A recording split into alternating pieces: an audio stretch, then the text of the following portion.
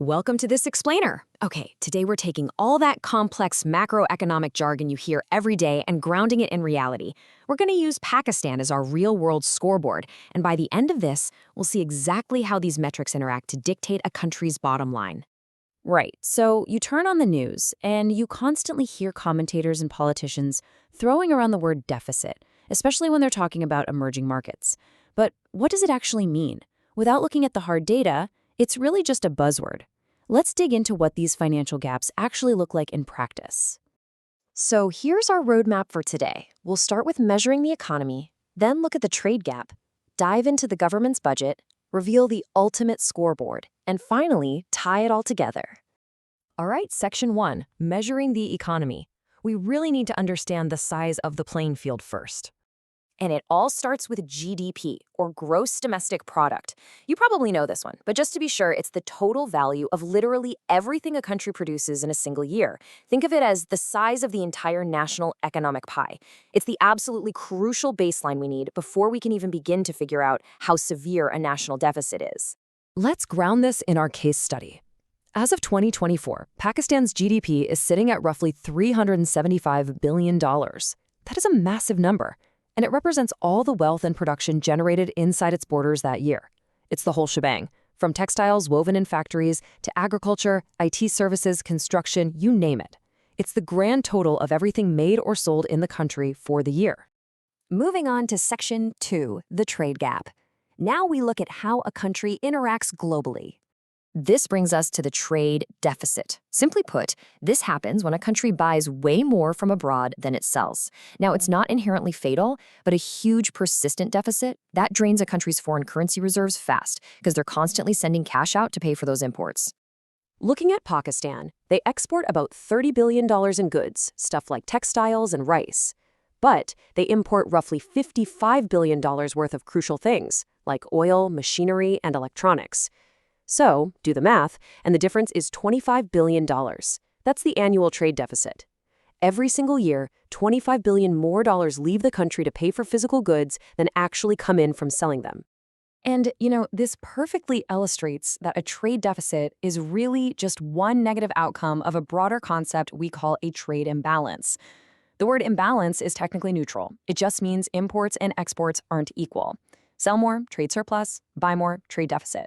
For example, Pakistan has a massive trade imbalance specifically with China, buying way more Chinese electronics and machinery than it sells back to them, and over time, that specific imbalance really weakens the Pakistani rupee.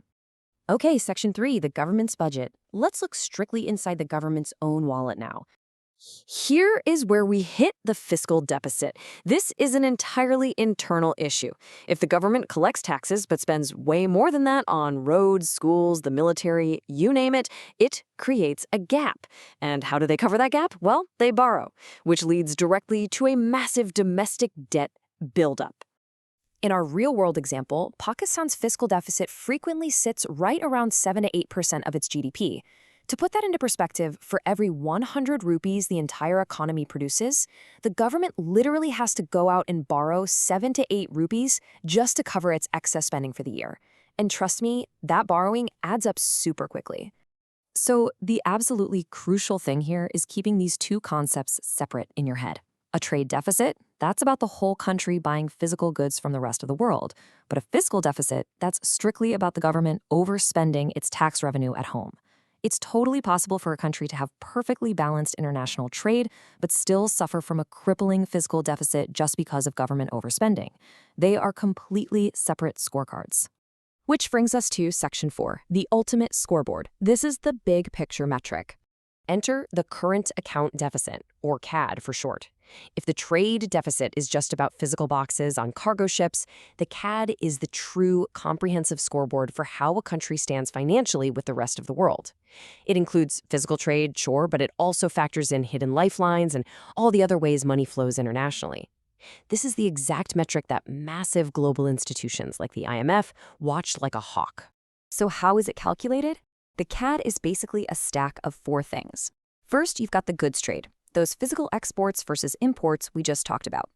Second, it adds services, things like IT, shipping, and tourism. Third, it factors in remittances, which is money sent home by citizens working abroad. And fourth, it accounts for investment income, like dividends flowing across borders. Now notice this $27 billion figure. Remember that massive $25 billion physical trade deficit we talked about earlier? Well, overseas Pakistanis actually send home over $27 billion in remittances every single year. Because the C80 factors in those remittances, this huge influx of cash acts as a massive offset. So the final current account deficit ends up being much, much smaller than that alarming physical trade deficit alone, all thanks to citizens working overseas. Finally, Section 5, tying it all together. Let's lock in everything we've just learned. You might want to grab a quick screenshot of this rapid-fire cheat sheet. It perfectly maps out who is spending and what the core issue is for every metric we covered today. We've got GDP, our total output measure, sitting at about $375 billion. The trade deficit, showing a $25 billion gap from importing more physical goods. The fiscal deficit, showing the government overspending its tax revenue by 7 to 8% of GDP. The overall trade imbalance umbrella. And finally, that current account deficit, our ultimate measure that factors in everything, including how those vital $27 billion in remittances step in to save the day. So, what does this all mean? How incredible is it that a country's massive international trade gap in physical goods, literal ships full of oil and machinery, can be virtually offset simply by its own citizens sending money back home to their families? It's a truly fascinating dynamic. It shows us that an economy is far more than just goods manufactured in factories or shipped across oceans. At its very core, an economy is about its people, wherever they happen to be in the world. And honestly, I think that leaves us with plenty to ponder until our next explainer. Thanks so much for joining.